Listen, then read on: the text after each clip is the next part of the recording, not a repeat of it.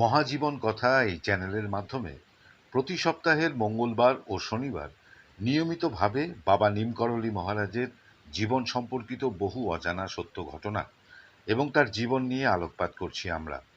আজ নবম পর্ব। এই পর্বে শোনাব সদ্য মরণোত্তর ভারতরত্ন সম্মানে ভূষিত ভারতের প্রাক্তন প্রধানমন্ত্রী চৌধুরী চরণ সিং কিভাবে বাবা নিমকরলী মহারাজের কাছ থেকে প্রধানমন্ত্রী হওয়ার আশীর্বাদ পেয়েছিলেন সেই কাহিনী। তবে কাহিনী শুরু করার আগে আমাদের চ্যানেলের পক্ষ থেকে আপনাদের কাছে অনুরোধ, আমাদের এই প্রচেষ্টা ভালো লাগলে আপনারা লাইক, শেয়ার এবং সাবস্ক্রাইব করুন, যাতে আমাদের চ্যানেলের প্রতিটি পর্ব আপনারা দেখতে পারেন। আমাদের কাছে আপনাদের মতামত অত্যন্ত গুরুত্বপূর্ণ, তাই অনুগ্রহপূর্বক মতামত জানান। সময়টা ছিল 1962। নৈনিতাল আলমোড়া রোডের ধারে কাইচি গ্রামে বাবা নিমকরলী মহারাজ কাইচি আশ্রম স্থাপন করেছিলেন।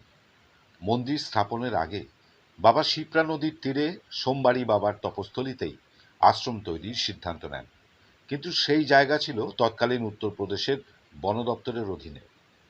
সেই সময় উত্তরপ্রদেশ ভেঙে উত্তরাখণ্ড হয়নি। চৌধুরী চরণ সিং সে সময় উত্তরপ্রদেশের কৃষি ও বন দপ্তরের মন্ত্রী ছিলেন।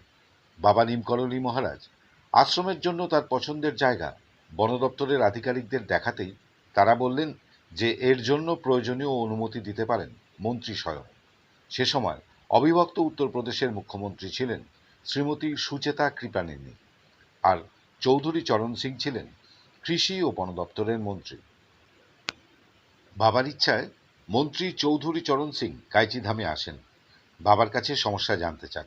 সব শুনে তিনি বলেন যে আপনার যতটা জমি প্রয়োজন আপনি নিন এবং আশ্রম তৈরি করুন। বাবা নিমকরলী চৌধুরী চরণ সিং এর কথায় খুব খুশি হন।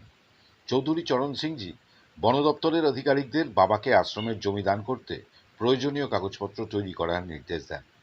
বাবা নিমকরলী মহারাজ তখন চরণ সিংজির কাঁধে হাত রেখে বলেন, তোর এই কাজে আমি খুশি, যা তুইও একদিন ভারতবর্ষের প্রধানমন্ত্রী হবি।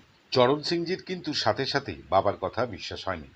তবে তার মাথায় সবসময় এই কথাটা ঘুরত আর ভাবতেন, বাবাজি যখন বলেছেন তখন হতেও পারে, আর বাবাজির কথা তো মিথ্যা হবার নয়। 1979 সালে, অর্থাৎ ঘটনার প্রায় 17 বছর বাদে ভারতের পঞ্চম প্রধানমন্ত্রী হিসেবে শপথ নিয়েছিলেন চৌধুরী চরণ সিং, যদিও তার প্রধানমন্ত্রিত্ব মাত্র 1 বছর কাল ছিল।